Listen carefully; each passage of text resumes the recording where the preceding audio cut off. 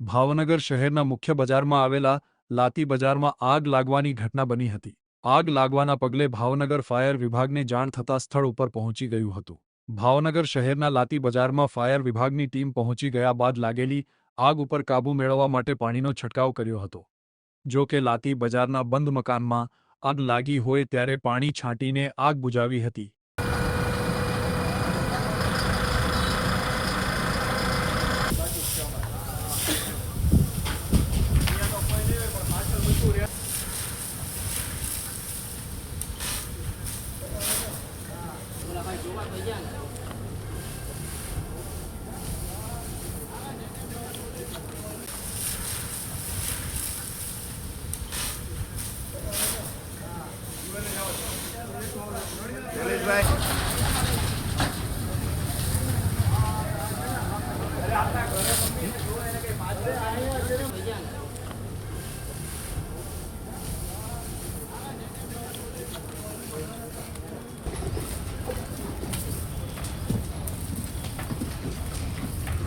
આગળ જઈને